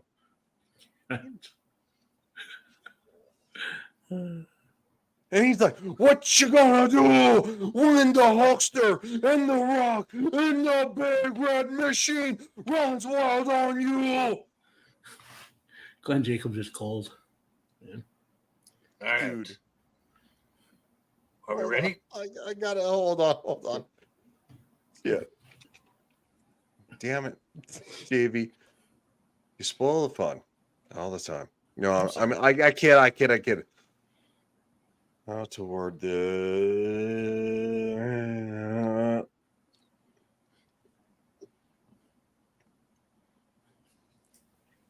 All right. I'm all right. This is the best way. All right, I'm ready. Ego, you ready? I'm ready. And reveal. Do. All right. Ryan, we will start with you. Kane saves the day. Okay. How's that? Kane 2000 saves the day. It is literally, the McMahon Helmsley regime. God bless them for so much from my child. Anyway, Mankind, The Rock, The Undertaker, all of them where they were just getting decimated. Kane had not been seen for a couple of months, and all of a sudden, out of nowhere, X-Pac, Road Dogg, Triple H, Vince McMahon, and Stephanie McMahon, Pat Patterson, Gerald Briscoe, they were just destroying these dudes. And all of a sudden, the music hits, and Paul Bearer walks out, and everybody is going, they're like mid-level nuts, and then they go crazy because Kane comes out. Yes. X-Pac. I don't think that was actually 1998, but Kane walks down. Kane is back. The big red machine is back, and he walks into the ring, and he literally uppercuts Triple H. He literally grabs X-Pac by the throat, kicks Road Dogg in the face with the big boot, choke slams.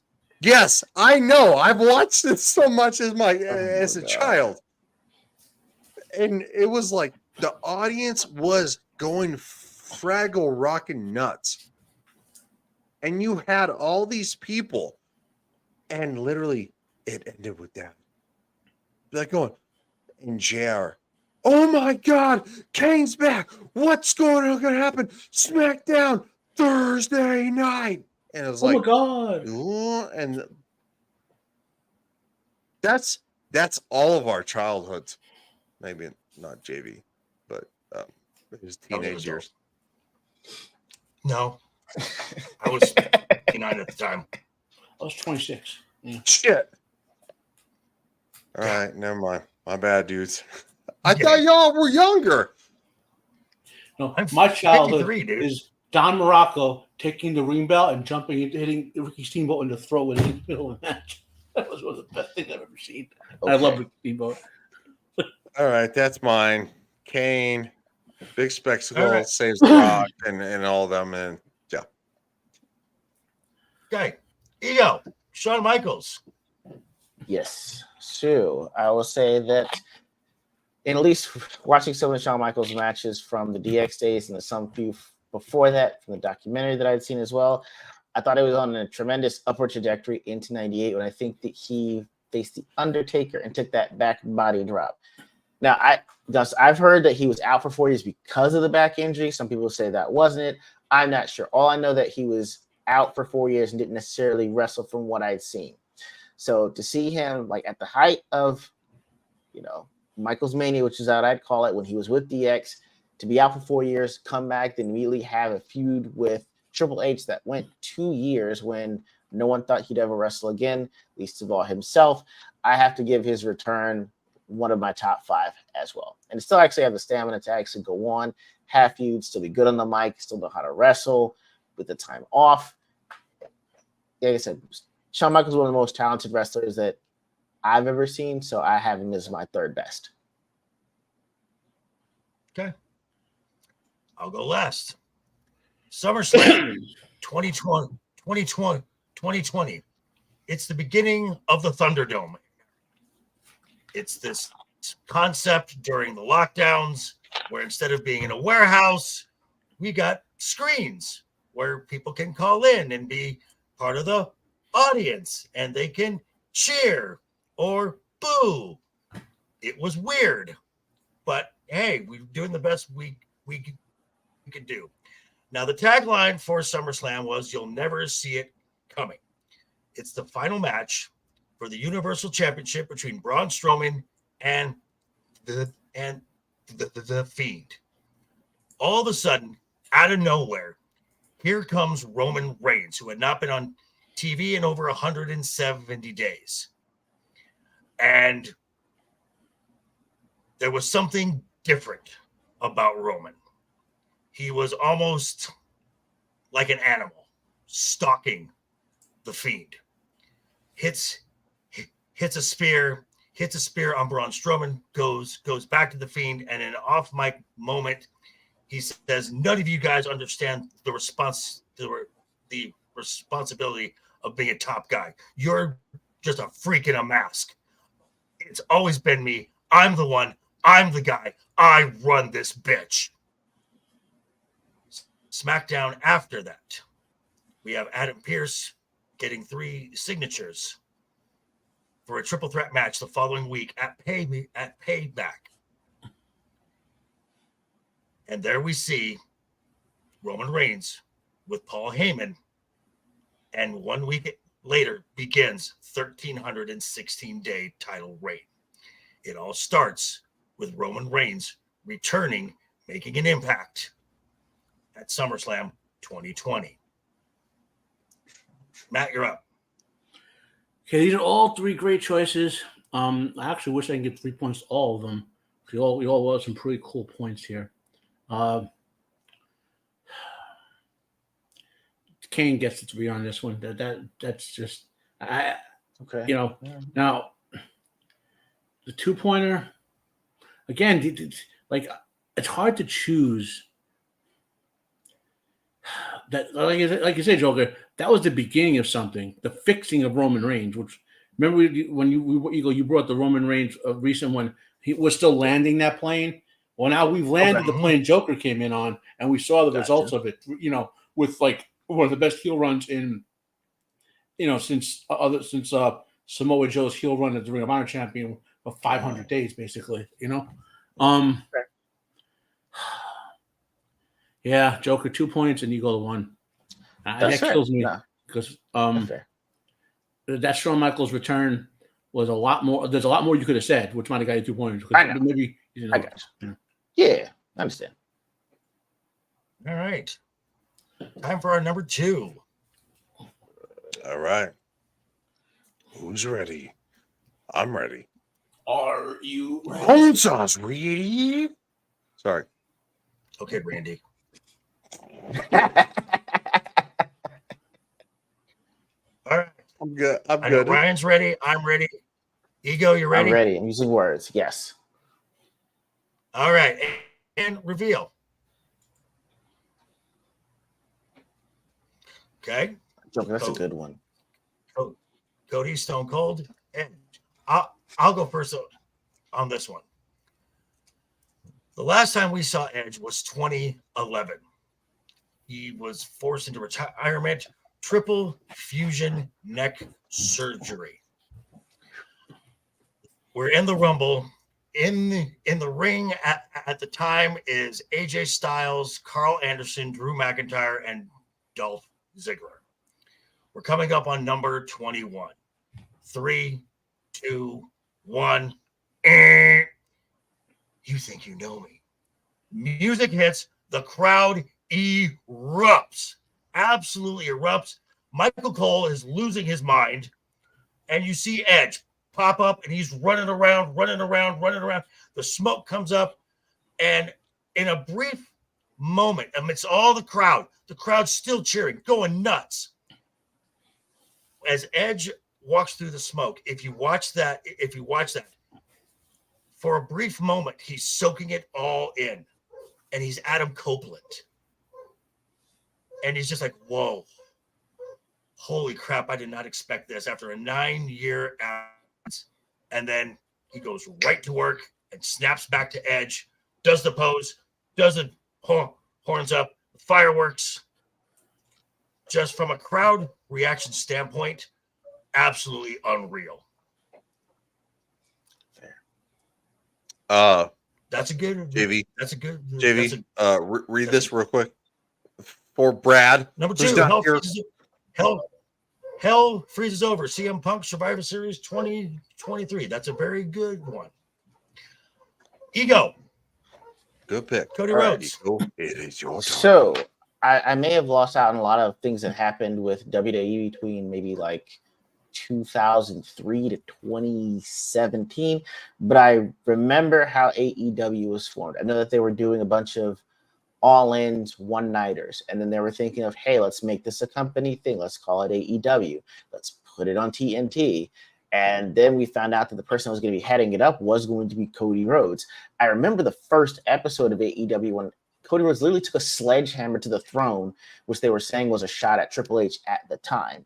So I thought that, hey, this is going to be his thing forever. He's going to wrestle. He's going to win titles. You know, he'll retire. You know, either do commentating, have some sort of deal with either training or backstage work.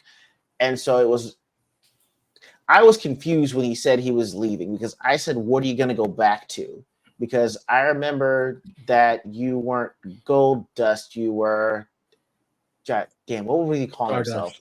Stardust. Yeah, and I was Stardust. Like, that sounds like an off-brand Starburst. This sounds very terrible. Why would you go back to being that guy?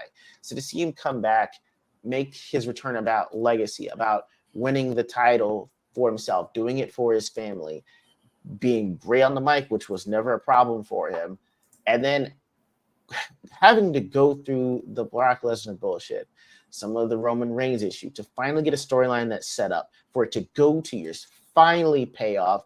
I'm finding, I don't say that we don't deserve anything, but if there was anything that was deserving of the championship and the run that he's getting, no matter how it is, I'll say it's Cody Rhodes. So that's why it's got to be number 2 on my list of best returns to the WWE. Okay.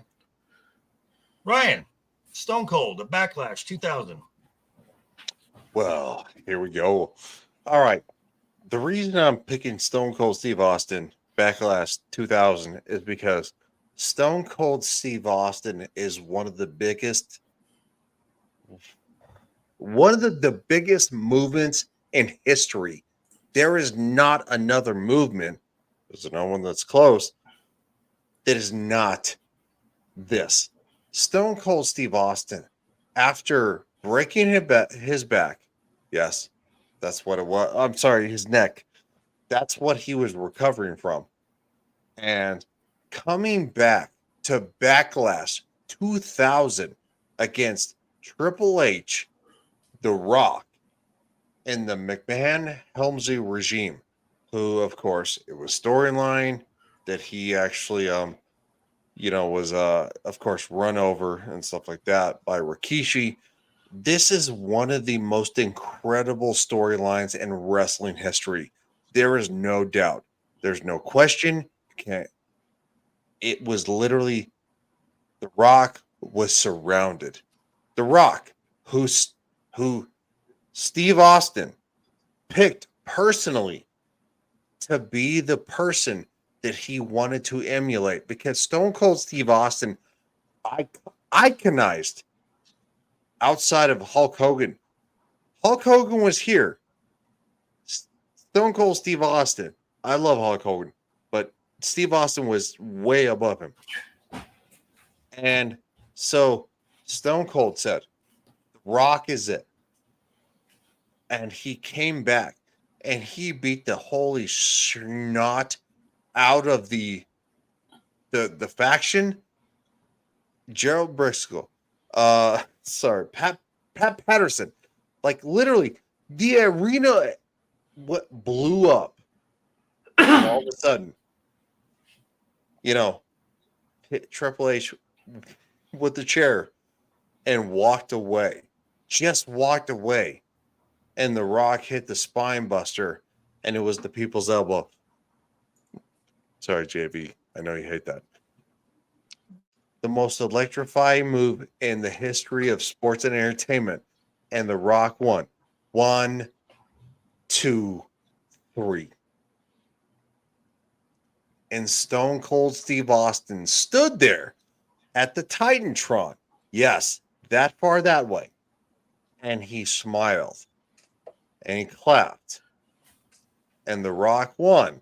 And that was the pivotal moment where WWF became something so big that the people could not deny it, because you had Stone Cold, you had The Rock, and you literally smashed them together. This is one of the biggest things ever in entertainment. All right, Matt, you're up. Well, the 3-pointer is easy here. Ego, you got it with Cody Rhodes. So Boom, nice. Yeah, this was you mentioned the right reasons, because so when Cody coming back like he did, right, with the formation of AEW, the reason those guys formed AEW, right, was because they were tired of Vince McMahon and his shenanigans with stardusting everyone and forcing people to play roles like Roman, trying to make him a face when he wasn't ready for it, and they all that whole sort of like overly gimmick storyline, they were all had it with that. And so when he left to go AEW, the Rollins were doing AEW now, the first legit years, they legitimized the wrestling storytelling again. And then Triple H got him to come back, because it was Triple H who got him to come back, not anything to do with Vince. That sort of almost like re-legitimized, instead of sports entertainment, Vince's thing, pro wrestling, Triple H's thing. You know, that's, as you say, the AEW, that was key. Like the AEW thing was a key for your point there, Cody, Ego. And like Roman's plane, that plane's now landed, and let's see if they can do anything else with it. Now the 2-pointer, the Stone Cold return was the 2-pointer here for the reasons he gave. You know, Ed was good too, but like that, you know, whenever you get Stone Cold coming back after the injury that should have ended his career, you know, same thing with Daniel Bryan. It's the same type of thing. When you got a guy, or even Edge, Edge wasn't as bad as those two, you know. But like I said, when you get a guy who can come back from that type of injury, and not just come back and wrestle a match or do an appearance, but have a big storyline impact, you know, that like you said with that, and turn the tides, you know, is the way to put it, to use Gandalfism there. I've called it the turning of the tides. That's why you got all the good reasons there. That's the 2-pointer. And again, I remember Edge coming back in the Royal Rumble, and I cheered at home, you know. So that was a good one, joke. It's the 1-pointer here. No worries. Go. All right. Okay. For our final return. Oh, hold up. Okay. I'm good. We're going to bring up the Brooklyn Ball returning in 1990 to get squashed by King Kong. No. God damn it. That's hilarious. I'm good. Okay. Ryan's good. Ego, you ready?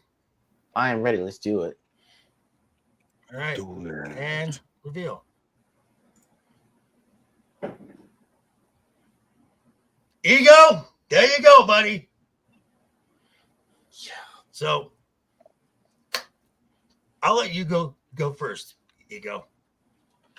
Okay, so shout out to Duke Devil for this one, because a few weeks back he sent me CM Punk's documentary, Best in the World. And I would like to say, on behalf of every CM Punk stan and every wrestler fan, I apologize on my life. I did not know. Guys, I'm still here, but I got to mute for about 2 minutes. Okay. Cool. Okay. I'm listening though. I sincerely apologize. I did not know this man was that good on the mic, whether face or heel, was that technically sound. Between like the Iron Man matches he's done, where he'd go 40 minutes, an hour, 90 minutes, which is absolutely insane considering it was the 2000s and he was doing this. Third, the fact that you would tell me that this guy would have the respect of William Regal, The Undertaker, Shawn Michaels, Triple H, then to actually be a 2-time champion, and one of those times not even have his defense be the main card because he wouldn't be on the main card even though he was the champion. Then to actually say, screw this, a year out of his contract dispute and say, I'm not signing shit. And then, 3 weeks left, drops a pipe bomb, which I didn't know was kind of his thing because he'd done it, I think, in Ring of Honor. to do all that, say piss off, fuck off, to leave, to say he's never coming back, and then actually come back, I now understand why they say hell is frozen over. And CM Punk's one of the only guys that I've seen that actually kept his name his entire career. And on top of all this, I forgot to mention he was a Paul Heyman guy. When Paul Heyman had complete control of ECW, that is fucking astounding. I apologize. I apologize to everybody. I did not know he had it like that. I gotta be quiet after this, but I mean, yeah, that blew my mind. So that's why it's the best return I've ever seen without having seen this man wrestle previous to watching the documentary. Okay, I'll add to it. Hell froze over. They made shirts with the phrase "Hell froze over" because of this return. We are at Survivor Series 2023. It's the end of the War Games match. The baby faces are standing tall. It is Cody Rhodes. We earlier in the show, not 10 minutes prior to this, we had a return of Randy Orton after 18 months of being on the shelf. So we got that on top of this. So it was Cody, Randy, Seth, Jey Uso, and Sami Zayn. And so the show's going off the air. There, again, there's the logo. We're in the Allstate Arena in Chicago. All of a sudden, you think you're about to go to the press conference, and the static hits, cult of personality hits, and the entire Allstate Arena erupts. Absolutely erupts. 9-year absence. This entire return was hashed out in 1 week. This was the Saturday after Thanksgiving.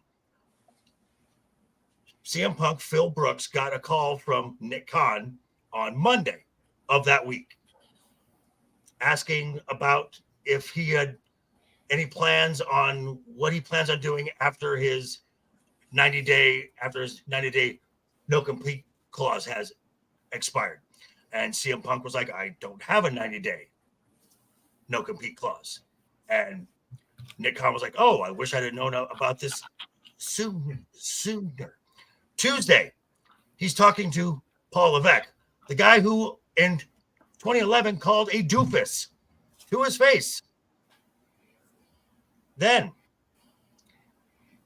it was the Friday after Thanksgiving.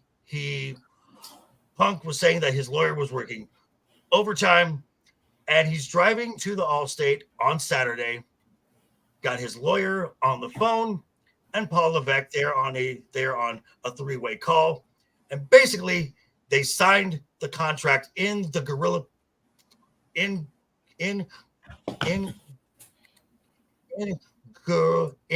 gorilla as the match is ending.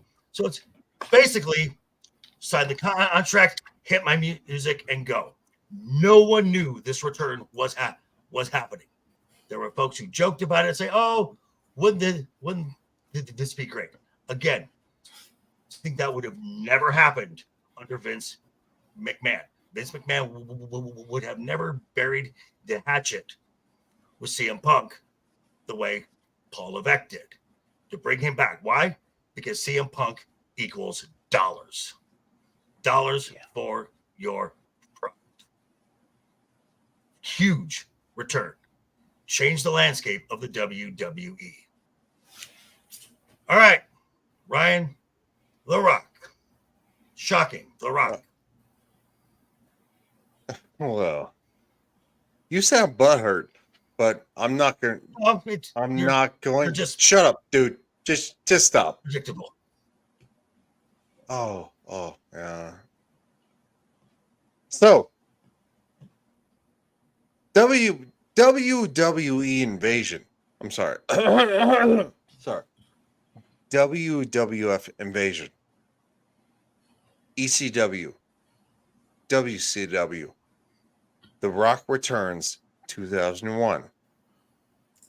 Invasion 2001 had Kurt Angle, Stone Cold Steve Austin, one of the greatest of all time. The Undertaker, Kane, Y2J, and they lost. You know why? Because Stone Cold Steve Austin came from ECW. He came from WCW. That's what his origin was. Stone Cold Steve Austin was born at that point. And yes, Paul Heyman. Stone Cold Steve Austin is a Paul Heyman guy. We all love to talk about how Paul Heyman made all the guys. Stone Cold Steve Austin wrote the script for going fuck you to all the others coming down the pipe. CM Punk, he sucks. I mean, Brock Lesnar, he sucks. Fuck it. So that being said, it's literally on the actual documentary from WWE. Stone Cold Steve Austin got fired from WCW. Paul Heyman invited him to ECW, and he said, "Say what you want." And Stone Cold did. Stunning Steve, whatever you want to call him. And then he came to King of the Ring, and it was Austin 316 said, "I just kicked your ass." Stone Cold Steve Austin was born. But The Rock was still there. He was finding his legs. Same thing. He was Rocky Maivia. They said Rocky sucks. Die, Rocky, die. And then all of a sudden, they hit ahead. And Stone Cold Steve Austin, one of the greatest professional wrestlers in the history of all time, met the other great professional wrestler ever. And it was The Rock and Stone Cold. So, yes, Invasion 2001. Stone Cold Steve Austin screwed the WWE because he chose to. He was Stone Cold Steve Austin. He chose to screw the WWE against WCW and ECW. And he became the villain. Kurt Angle got a face push, and it was way too short.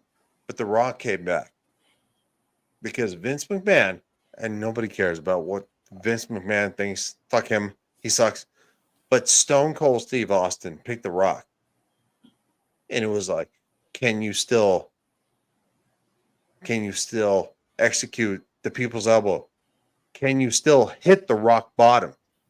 And The Rock came back and said, finally, The Rock has come back to the WWF. And it was the rematch. It was the kind of quote, the Montreal screw job of WrestleMania 18. And The Rock became the hero. The Rock became the hero to defeat the winner take all. There would be no Survivor Series games. I know JV loves this crap. It's fine. And he loves it because he doesn't see where it came from. At least from what I understand, he doesn't acknowledge because he hates Vince McMahon. No. There were superstars that built this shit despite Vince McMahon. It was The Rock. It was Stone Cold. It was Kane. It was The Undertaker. It was Mankind. It was Trish Stratus. Like, they built this mountain. And quite frankly, The Rock's return in 2001 was the largest pop ever that I have heard. It was in Washington, D.C. And it was literally something that you could not hear The Rock's music. And Michael Cole said, he's like, it's deafening in the MCI Center.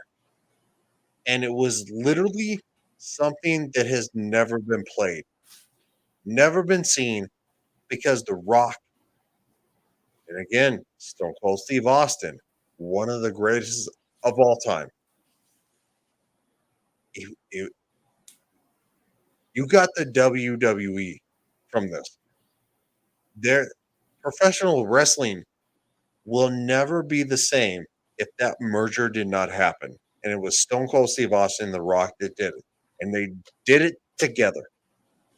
That's why The Rock's return in 2001 was the biggest hit, because Stone Cold decided to stand down. All right, Matt. Okay. So Joker and Left Eye get the 3-pointer on this one. Okay. That for the Triple H, Paul H. He's just Paul H. That Triple H was Paul H. Oh my God. So the sort of, I did something with my brother when Triple H took over WWE. I texted him like a sequence of pictures over the years of Triple H lurking behind Vince McMahon, a bunch of photos, and saying he bided his time, he waited, he wheeled his way in, and then he basically took over the company, right? And the whole thing with Punk coming back and Cody coming back and Bruno Sammartino coming back, all the people that Triple H got to come back, like this, and Punk was like, who would ever have thought that CM Punk, who in real life, like, I have an uncle who died recently, if I saw him dying on the street, I would walk the other way and let him die, right? Punk is like that guy in real life, okay? Like he's someone in real life, if you were his friend, he'll burn you for self-gain, and he burned his way out of WWE like a volcano would burn its way through a city if it erupted next to a city, right? Yet somehow Triple H got Punk to come back, and hell froze over literally. It's like I don't know how he did it, but he did it, and they brought up all the reasons that this. It's like if there's three things in wrestling I thought I would never see in my lifetime, one of them was CM Punk ever going back to WWE. And that's the 3-pointer. Now on The Rock Return 2001, there's a lot of great story there. It was like the peak. It was like the end of the transition from, like we talked about the end of the Ministry of Darkness, that whole period of the end of that era. There's a lot of great stuff in there, and that might have beat every other thing they brought up in this if they had brought those up here instead of this particular one with the way they gave it, because that's very symbolic with the handoff with The Rock coming back, with sort of handoff and all that. But to tie back into the one thing your first one, which I'm surprised wasn't higher with the American Badass. For people who don't know, Vince was opposed to that, completely opposed to Undertaker doing anything but the supernatural Undertaker. But Mark Calloway knew his character had gotten a bit stale, and so he knew he had to revise it in the same way. Where he had the same sort of gimmick of no selling things and being tough, but in a different way. And hold on, Matt. The Rock's return was after the American Badass, right? Yeah. No, the whole time I'm done. I'm done with this whole 3 and 2-pointer. I'm adding something onto what you said about the American Badass that's important to. He's just adding to it. Yeah. Because when shut up, JV. Because you got 3 points. Yeah. So that was with the transition to American Badass. You grumpy bastard. And making it work successfully as the third iteration of the Undertaker. Because first was the mysterious zombie guy. Then it was the Ministry of Darkness, and then the Badass was the third one. And what wrestlers do 3 gimmicks like that, and all of them are over?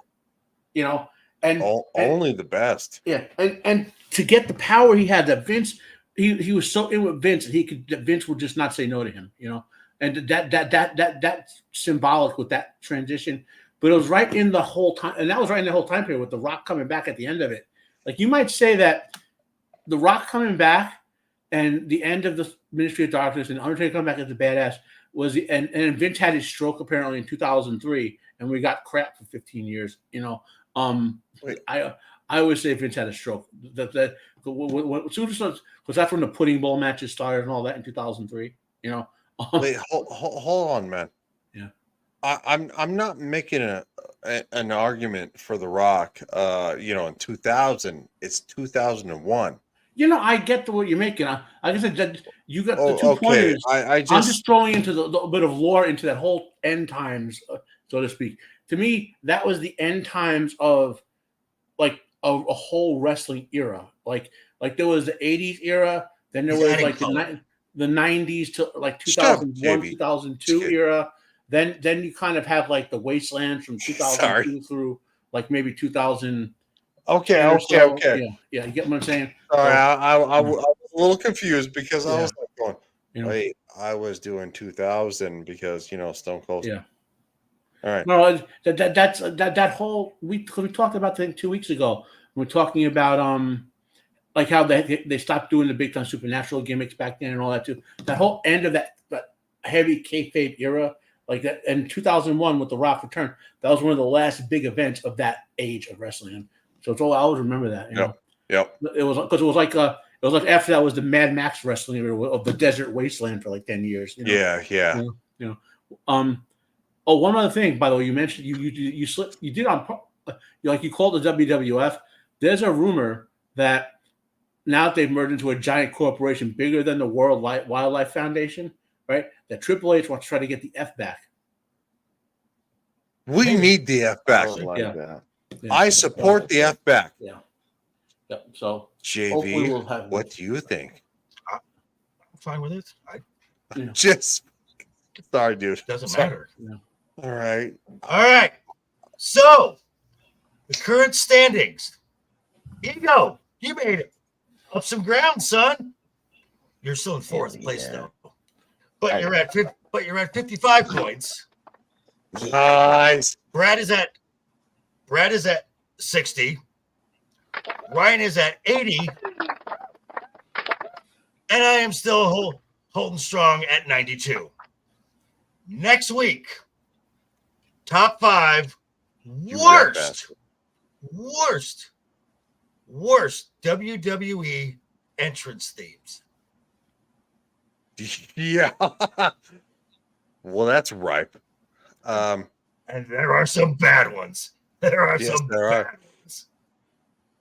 All right. So, do you want to, Matt? Do you want to go around the horn? Oh, around the horn? Matt. Okay.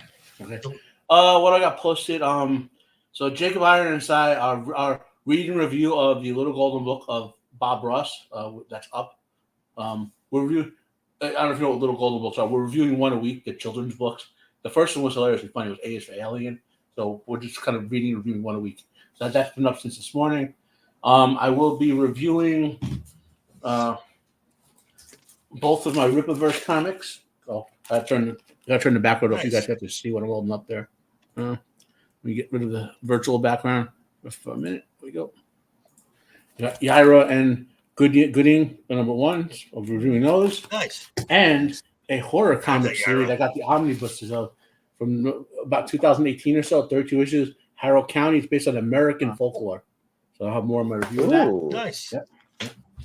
And there's someday I'll have time to record my review of Sharp season 4 episode 2, Sharp Siege. That hopefully by this weekend. It's been busy at day shift job, And tomorrow we'll be on Roman's stream, Joker and I, right? And then Friday I have Jake Ryan, so I'll have my Friday Fandemonium stream. We'll be here next Wednesday with the other book overbooked again. Jacob and I just and some others reviewed the Untouchables last night on his live stream on Jacob Ironside's channel. And then next week we'll be doing 310 to Yuma, which is a Western from the 2007 or so, with Russell Crowe on next week on Jacob's channel.